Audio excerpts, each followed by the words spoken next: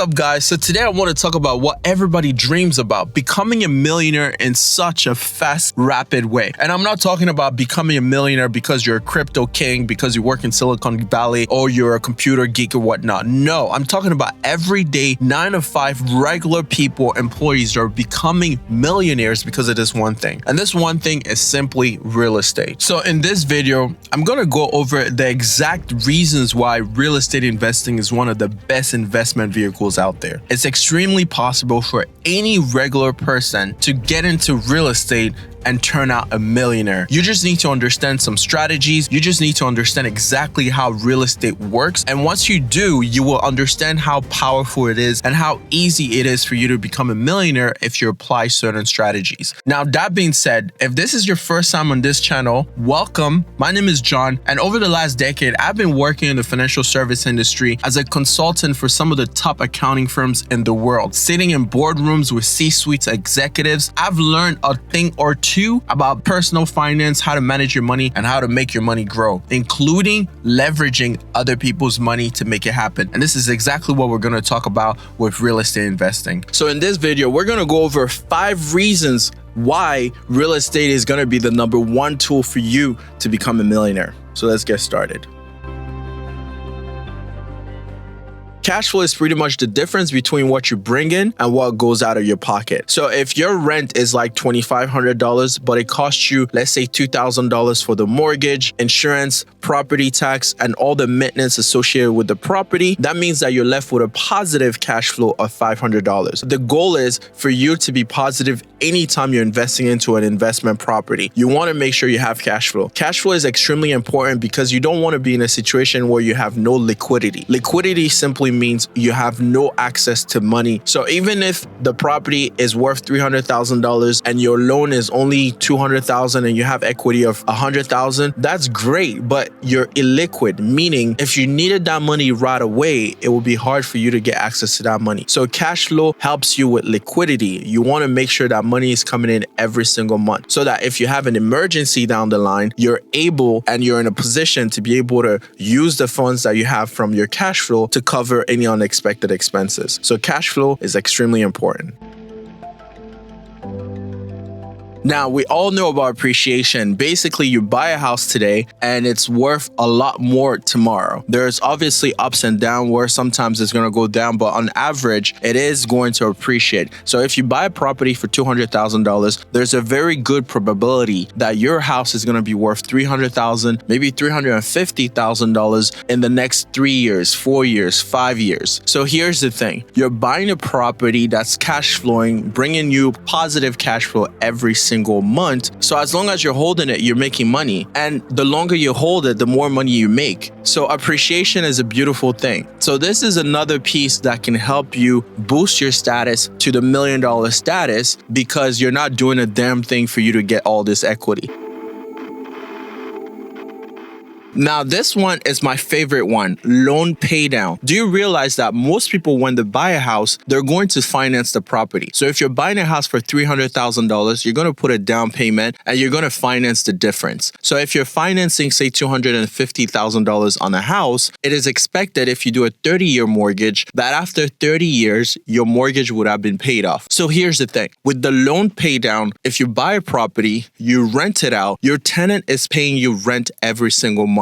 And you use that rent money to pay your mortgage. So if you rent it, technically speaking, for 30 years, the mortgage would have been paid off. So that means that your tenant would have paid off that loan of $250,000. So this is the beauty about real estate investing. There are so many layers to how you can make money. So you don't have to keep the property for 30 years. You can keep it for 10 years. But if you do 10 years, that's 1/3 of your loan amount. Technically speaking, right? 1/3 of your loan amount. So either way, having tenants allow you to get the property paid off on your behalf. And that's more equity for you. And this is a catch. This is just one property. Imagine if you have multiple properties. I still own multiple properties. Basically, every month I was getting more in equity every single time because my mortgage were getting paid by all my tenants. And this is a beautiful thing. So loan pay down for sure is an amazing thing that a lot of people overlook. But now you have the cash flow coming in, you have the appreciation going out, and also you have the loan pay down. And you wonder why people are becoming millionaires with real estate. And again, this is just one property that we're talking about. You have some people that own 10s and 20 properties. It's simple math. The more you have, the more you make.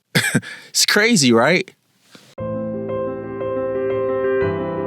So when it comes to tax strategies, there are two tools that professional real estate investors like myself use to boost and super speed their investments. So number one is going to be depreciation, and number two, the 1031 exchange. Now, let me try to explain this the best way that I can. So depreciation is pretty much an expense. So if you have income, which is going to be your rental, right?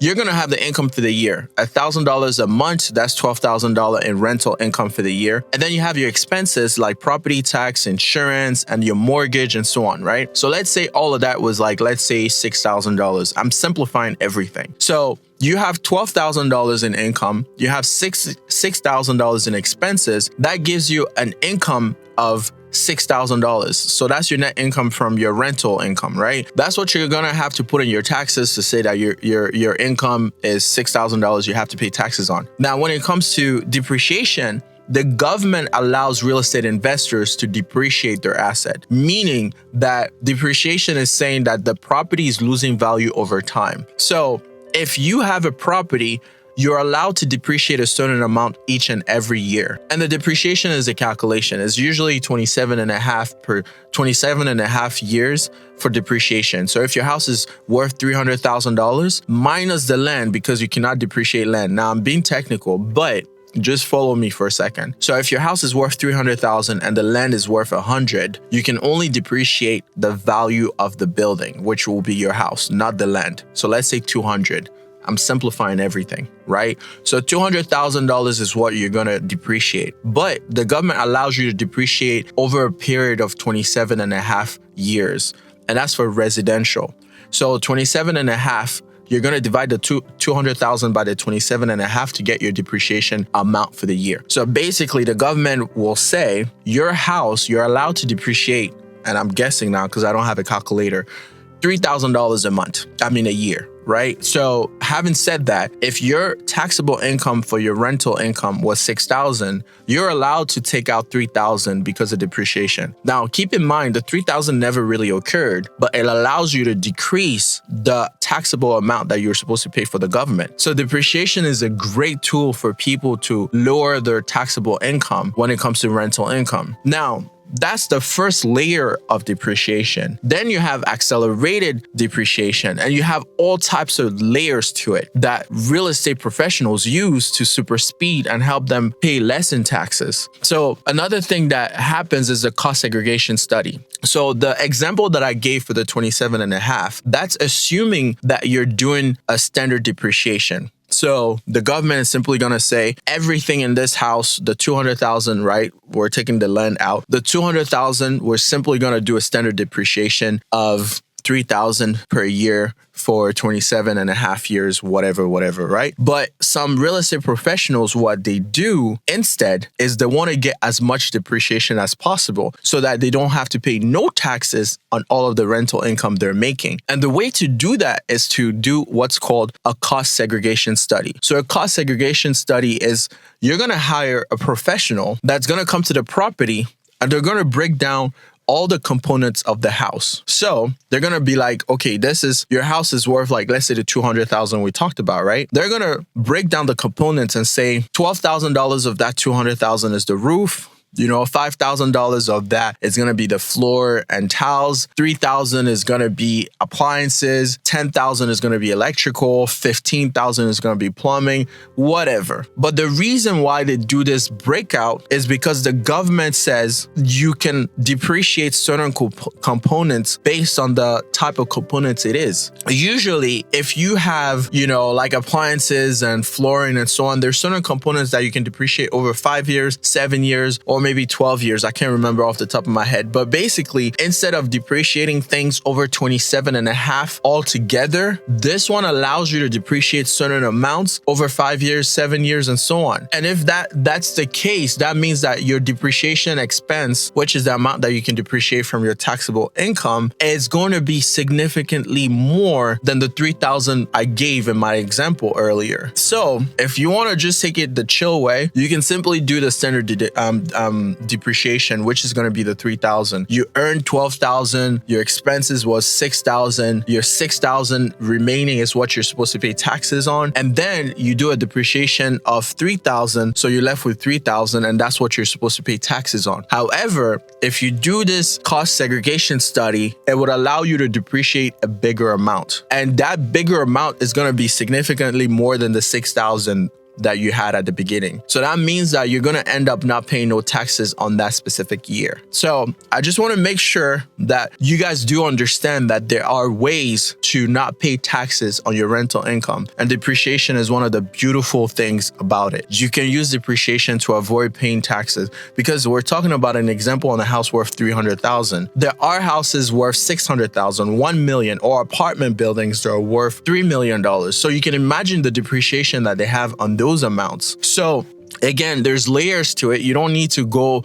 into real estate investing and do all these technicalities and all that. You don't have to. And most importantly, I'm not a CPA. I'm not a tax advisor. So make sure if you want to take that strategy, you reach out to a CPA or a tax advisor for them to walk you through exactly how that works. For the purpose of this video, I just want you to understand what's available out there for you and why people are using it and how they're using it to become millionaires a lot faster. Because now you're making money from cash flow, you're making money from appreciation, your loan is being paid off, and you're not paying any taxes on all that income. So that's a fast way for you to become wealthier than you would if you invested in a washing machine business and a car business or whatever, and then you have to pay taxes on all the income that you're making. So, that's a different story. But back to this whole thing. That is number one, depreciation. The next one is the 1031 exchange. If you own a house, let's say for 300,000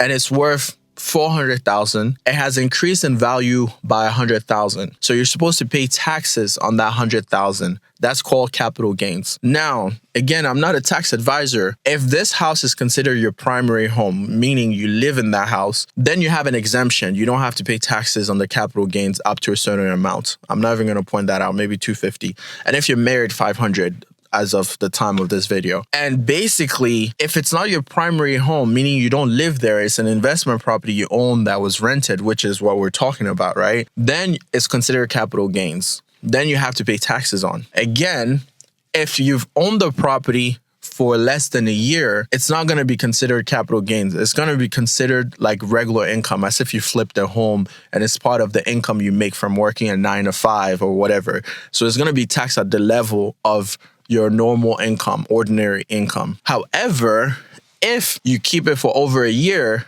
it's considered capital gains tax because you've kept it over a year. Professional real estate investors like me avoid paying taxes on that capital gains on the 100,000 profit because of the 1031 exchange. So the government pretty much says, and I'm not a tax accountant or whatnot, this is simply for you to have the general concept so that you can go to your tax accountant or CPA and tell them, hey, I've heard about this. Tell me more about it. Let's get into it. All right. 1031 exchange allows you to roll the proceeds into another property. So what happens is if you sell the property, the $100,000 is supposed to be taxed. Normally, if you get taxed, you're going to have less than $100,000, and that's going to eat into your profits. So professional investors like me and other people will basically sell the property doing a 1031 exchange so that they can keep the full $100,000. They're not allowed to take any of that money back into their pockets to live their lives. They're rolling those proceeds into another property. So what happens is if you own the property for $400,000, you can roll the proceeds on the property equal value or more, because now you have an asset worth $700,000. The cash flow on that $700,000 is going going to be more. The appreciation on a bigger house is going to be more. A house, if you own a house, a condo for like $50,000, the appreciation on that is not going to be anywhere near if you own $1 million house and that grows from $1 million to 1.4 million. A condo is not going to go from 50,000 to 400,000. It's not going to happen, right? So that's the way most people are building wealth, because they're rolling their properties over into bigger properties that make them bigger returns, bigger cash flow, bigger appreciations, and so on and so forth. So those are the two strategies that people use when it comes to tax strategies to help super boost their investments and grow.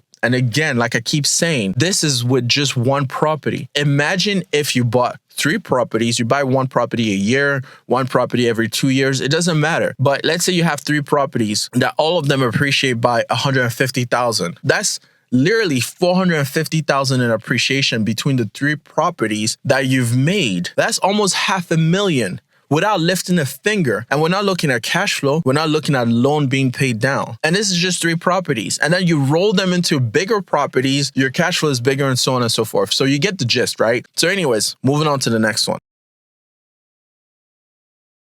And the final reason is leverage. That's when you learn how to use other people's money to your advantage. Now, leverage allows you to control a bigger asset for less. So think about it this way. You buy a property for $300,000. You don't need to come up with $300,000 to get this property. You only need to come up with a down payment. And the beauty about it is when it comes to real estate, there's different loan programs for you to be able to get the property. If you're working as a military vet, whatnot, you can get a VA loan that will allow you to get it for 0% down. You can do a loan FHA that's going to allow you to do 3.5% down, or conventional that will do 3 or 5% down, or even more. So the idea of leverage is you don't have to put the whole 300,000 to get this property. So that being said, the beauty about this is you're only putting a portion to get this asset. However, you're managing and owning all of the proceeds that come from owning a property of $300,000. So if the property appreciates from $300,000 to $400,000, the bank is not going to keep any portion of that appreciation. It all goes to you. So you're using other people's money to position yourself to be in a situation where you can get equity for free that you wouldn't be otherwise be able to do because you wouldn't have that $300,000 in the first place. You also get to own the asset that will give you cash flow every single month because you have that $300,000 property that you're renting out. So leverage is powerful, and a lot of other investments do not allow you to leverage, or it's very hard for you to leverage. The other thing you need to understand is this: if you go to the bank and you tell them, hey, I want to leverage, I want to borrow money to start a business, it's going to be very difficult for you to go to a bank for you to get a loan for your business, because you got to come up with a business plan and so on and so forth. It's an uphill battle. Very different from if you go to a bank and you tell them, I want to buy a property. The bank is simply going to say, do you have the requirements? And if you do, then you have it. If you have the credit score that they need, if you have the income requirement that they need, and you have your little down payment that they want, then the property is yours. So leverage is like a beautiful thing. And this is the reason why people are able to become millionaires when it comes to real estate. It's amazing. So leverage is one of the best things out there to help you get started with real estate without having to come up with a lot of money. So as you can see, becoming a real estate investor is one of the best things that you could do for yourself, because that would allow you to get to $1 million status regardless what happens. You only need to buy it, hold steady, and wait for your wealth to build. And if you want to accelerate it, use the tax strategies I've talked about earlier, invest in multiple properties instead of having just one, and see the wealth blow out. And this is the beauty about it, and this is the reason why thousands of people are becoming real estate millionaires every single year. Now, if you enjoyed this video, make sure you like, subscribe, and more importantly, tell me, are you already investing in real estate? Do you know anyone investing in real estate? And after this video, are you interested? Because I'm curious enough to know whether this video has inspired you to become a real estate investor. Having said that, see you guys in the next video.